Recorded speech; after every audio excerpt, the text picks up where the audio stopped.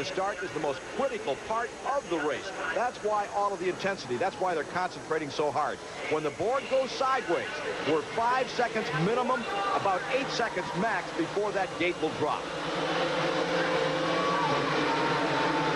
And there they go. The Astrodome Supercross is underway. The charge into turn number 1. Matasevich and Bradshaw, handlebar to handlebar. They're a couple of young rivals. Who's going to come out of this with the lead? Bradshaw gassing it over the big jump, charges into the advantage. He blew the start in the heat. He blew the start in the semi. He aced the start in the main event, and that's when it matters. Everybody else drug out behind him. Did I see Jean-Michel Bale dead last? I think so. We'll check on him in a moment. Here is the battle for third. Number 111, Stefan Everett, the new European and American Supercross. Behind him doing battle, Mike Kudrowski and Jeff Ward, the Kawasaki teammates. Lap 1 in the dome, and the leader is Damon Bradshaw. Actually, Dave, the start that Bradshaw just got, the best one this season. In Orlando, he did not start well, had to move through the traffic to finish fourth. I think he's trying to rectify that situation here in Houston. Damon said before the season started he was much better prepared than a year ago. Everything has gone wrong thus far, but now in round 2, everything is going right for him. Matasevich in that second spot. Everett's the surprise up there in third. The Americans haven't seen this kid. He's the 125 world champion. Kudrowski has moved around Ward in their 4th and 5th place race, and indeed, Jean-Michel Bale is all the way back in the back of the pack. The champion is going to have to pass the entire field here. Give a call to Mike Kudrowski, rider number 3. He's come from inside of the top 10, but had to pass a couple of tough customers to get into that number 4 position. He's on the gas, and you see what kind of momentum he has going for him. The next guy in his sights is the newcomer to American Supercross, number 111, Stefan Everett. Although I'm not sure number 6, Jeff Ward, is ready to concede that position yet. His young teammate Kudrowski ready to take the torch from Ward, who will retire at the end of this season. He's 30 years old. In contrast, Damon Bradshaw, just 19.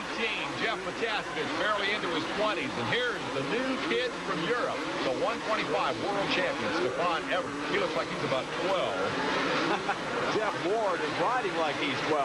Look at him go. He railed around the outside, tried to take the measure of his teammate Kudrowski. Came up a little bit short. But boy, he put everything into that effort. That's a pretty good battle. That is 4th and 5th spot. They're right behind number 111, Everett.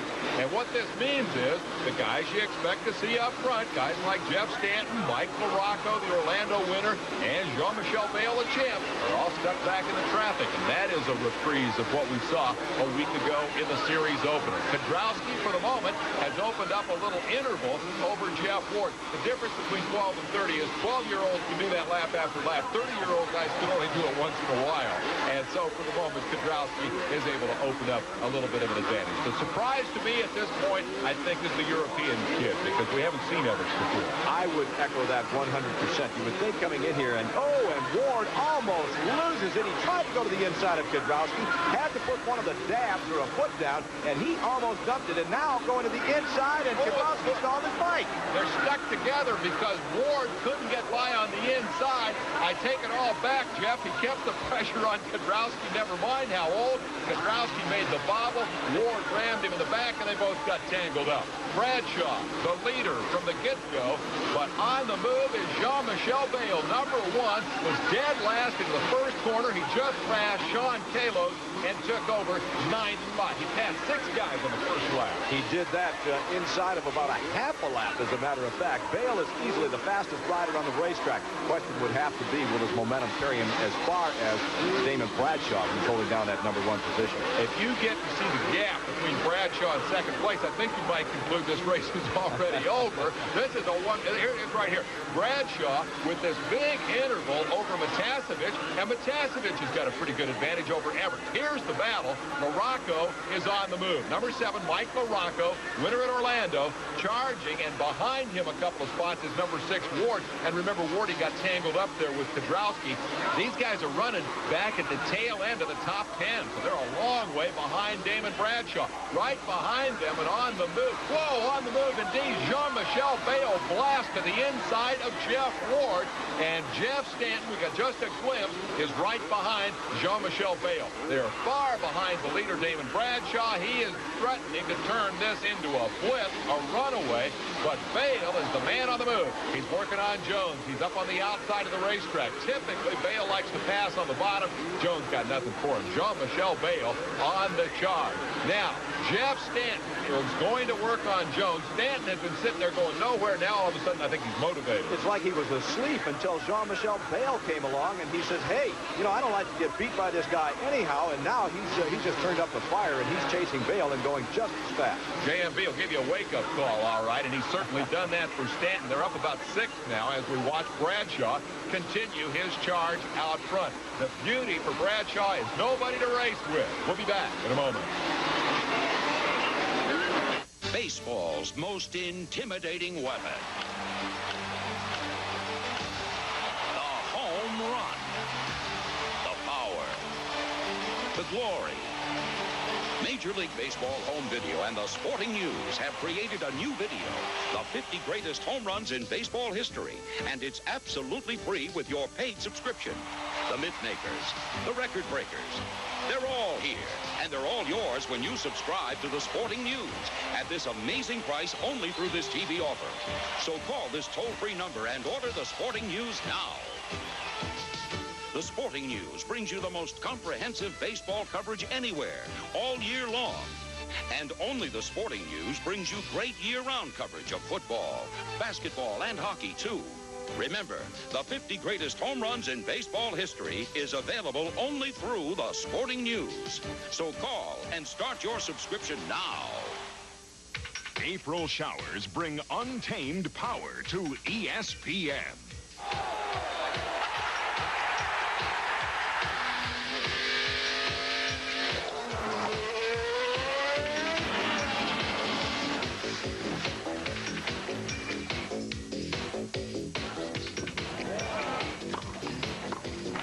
A storm of powerful sports in April on ESPN. We're back in Houston enjoying a Damon Bradshaw benefit here. The Astrodome Supercross has turned into a one-man show up front. There's an awful lot going on behind Damon, however. Mike Morocco under pressure from Jean-Michel Bayle, the series champion. This is the race for 5th. Bayle has come from dead last. Behind them, Jeff Stanton running in 7th spot. Look at that huge leap before 40,000 fans. And they leap right off into the sand trap. And Morocco bobbled a little bit right there. His motorcycle hung up just a bit. Bayle may try to seize that opportunity and put some additional pressure on Morocco. Here is Guy Cooper, number 5. He is the 4th place man. He's had a good run here, but Morocco, Bayle, and Stanton are catching up with Guy Cooper. Will they push him forward, or will he fall into the clutches and fall victim to a pass? Well, that's all in Guy's hands. At age 29, he's looking for his very first Supercross victory. And what a popular victory it would be, Dave, especially this close to his hometown in Oklahoma. Cooper is loved by everyone, including the competition. If he won here, it would bring the house down.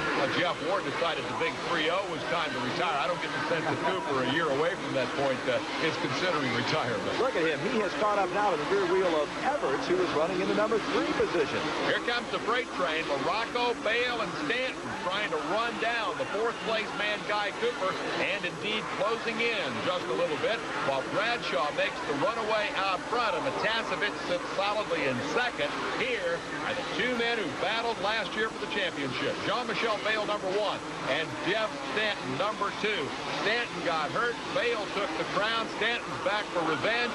This could be the matchup of the 1992 season. For the moment, Bayle definitely having the better of it. But the questions continue about this guy. He wasn't motivated at all in the opener. Well, he wasn't, but I want to go back and say that I'm not sure if it was a lack of motivation or a lack of training because of the injury that he suffered in Europe, Dave. And remember I said at the outset, school is still out. We'll find out about Jean-Michel Bayle, what he's made of as the season progresses, and maybe after this event. He's certainly been impressive here tonight with his charge through traffic, and now he is indeed at the rear wheel of LaRocco. So the Orlando winner is about to